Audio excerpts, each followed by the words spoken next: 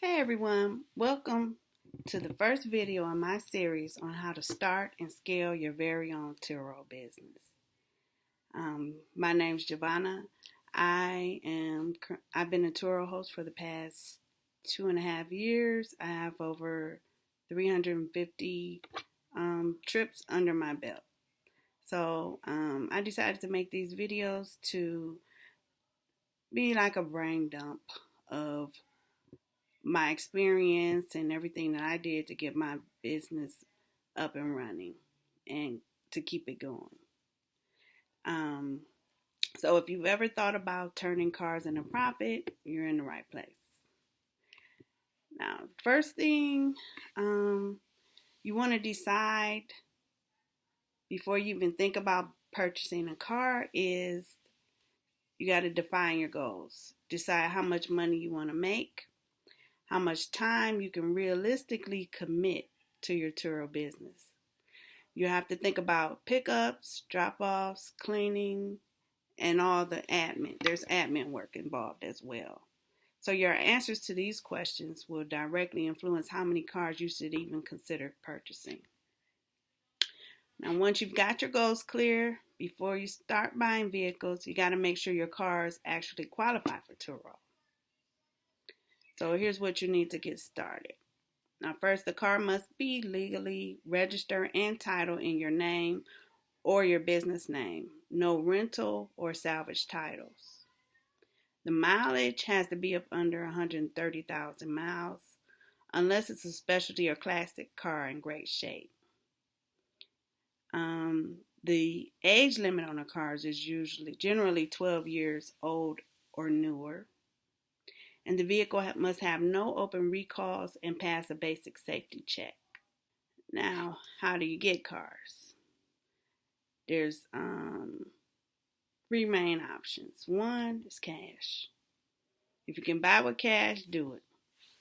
You have no lenders, no interest, and it's pure profit coming in each month. The next way is business credit, which is kind of tricky. It's ideal because it keeps your personal and your business finances separate, but business credit takes time to build. And if you find a solid way to establish business credit fast, drop a comment because I definitely want to know. Personal credit.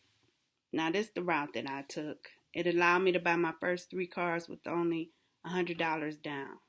Yes, I said $100. But here's the warning. If you plan to make any major purchases soon, like a house, the car notes will show up as debt on your credit report.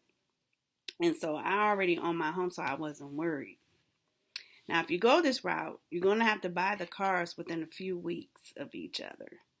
Like within days of each other, but within the few weeks before the new loans start hitting your credit report. And that timing can make a big difference. Now, I added a link in the description to the video that I used to purchase my first cars. So if you follow what he says, it should be no problem getting the cars with no money down. Next is numbers. On average, you can make around $1,000 a month per vehicle. For an example, so if you have a car note, let's say you purchase it about $15,000, a $15,000 car, to be about around $350. Insurance, which is it'll be about $100 a month. Cleaning and supplies, about $50 a month, and then maintenance fund, you want to put aside about $50 a month. So total expense about $550 for one car. And if you make $1,000, that's a $450 profit per car a month. So really one car really wasn't feasible for me. So that's why I started with 3 and moved up to 5. If you scale it up, like say 4 cars, that'll bring in about $4,000 a month in revenue, which is an $1,800 profit. If you're That was good for me because it's part-time and I have a full-time job. And I generally do like my pickups and drop-offs in the mornings and the evenings.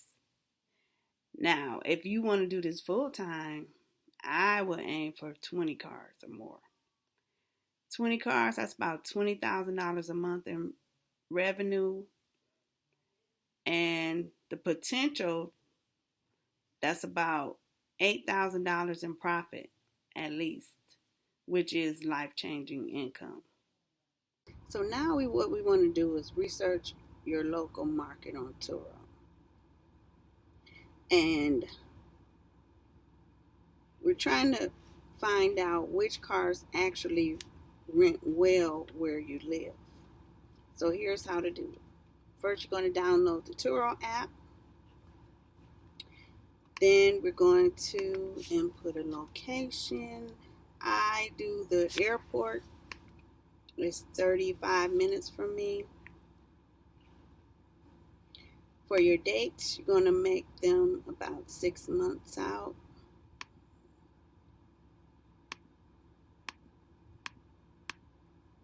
That way you can get and do the middle of the week. You can get an idea of all the cars that are currently available in your market.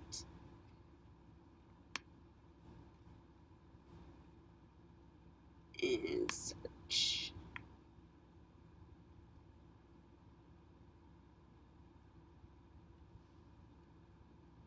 So when I pull up the cars, I only rent SUVs. So I check out SUVs in the area. And you can see here that how many cars? Quite a few have come up. Let me see. It says 105 cars available. 105 SUVs.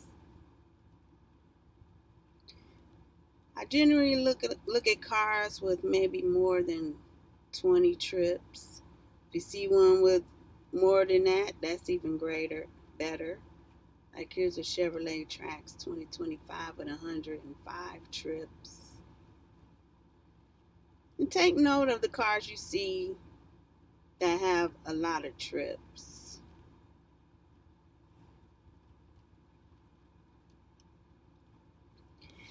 And what Turo does now, let me see, I did 1 day.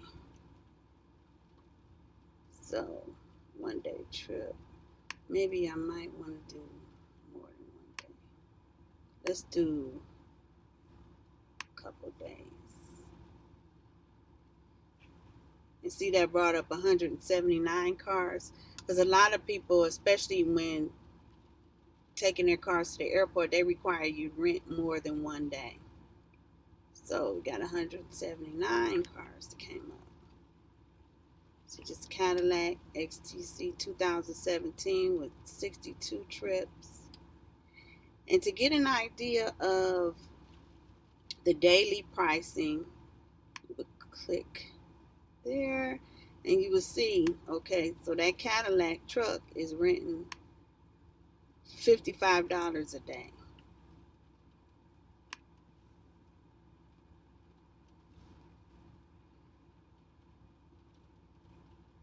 Here's Chevrolet Trax, $58 a day.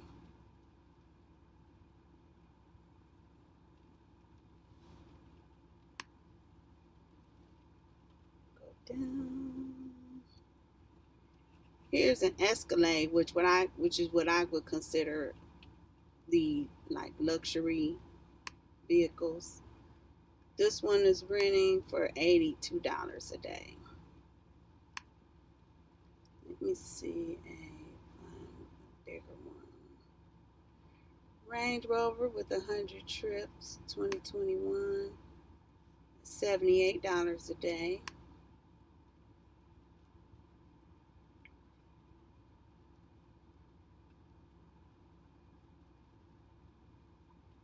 Here's a Mercedes. This one has 161 trips. $75 a day. Remember we pick weekdays. A lot of times it may be more on the weekends.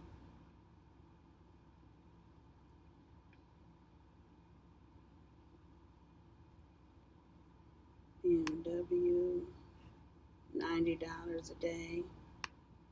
So that gives you an idea. You take note of the cars that are renting in your area. Now, for example, so we see this, let's see, this Mercedes Benz. This one has 151 trips. It rents at $80 a day. So I want to see how often is it booked. So then you would change the trip to maybe like the current month that you're in. And you can see on the calendar, like so far this month in November, that Mercedes is booked for a week this month. Let's see if it's any. And then on Christmas. That not necessarily means anything because you can get a lot of people that book the last minute as well. But that gives you an idea. Let me go back to what I would consider like your Chevrolet Trax, the small SUV.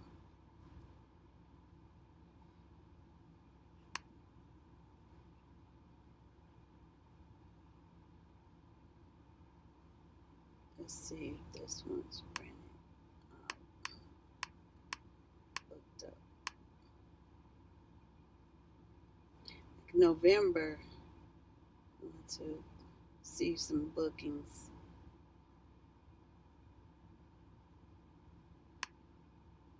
None for December yet, but that doesn't mean anything.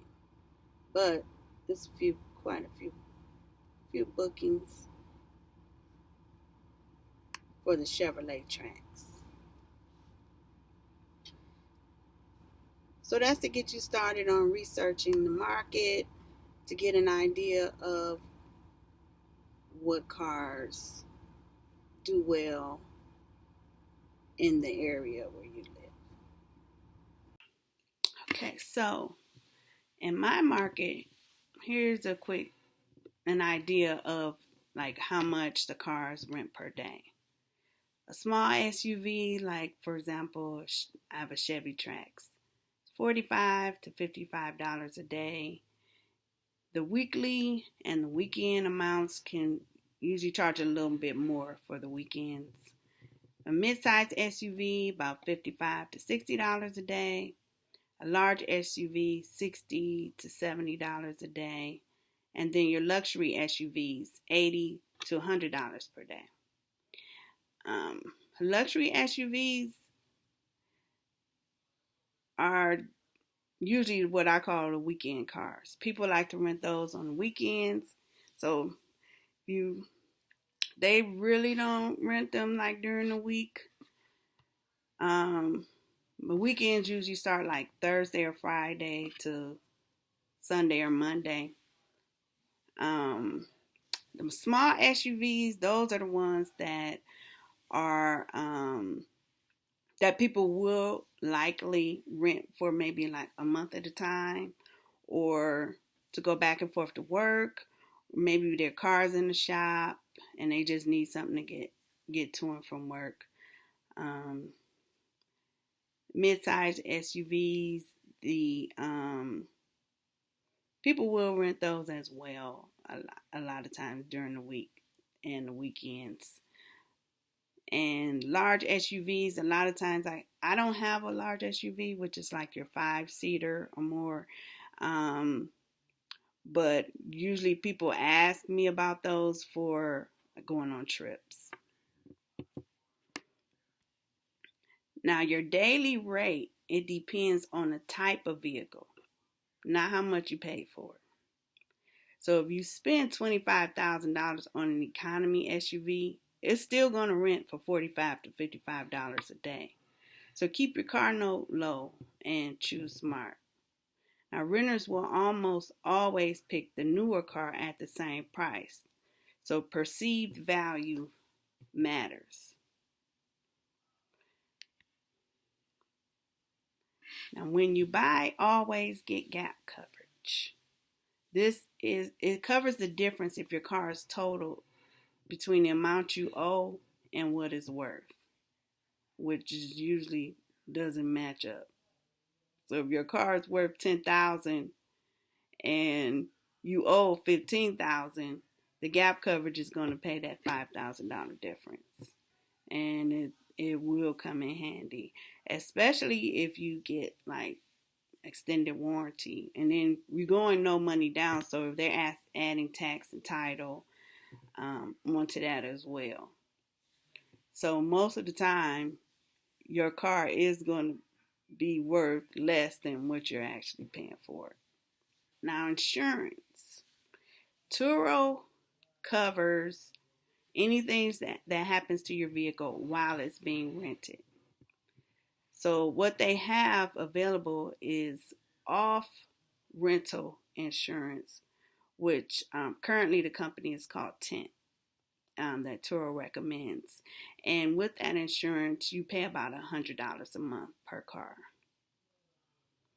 So when you're buying the car, you can add it to your current auto insurance until you get it up and running on Turo, and then you can remove it from there.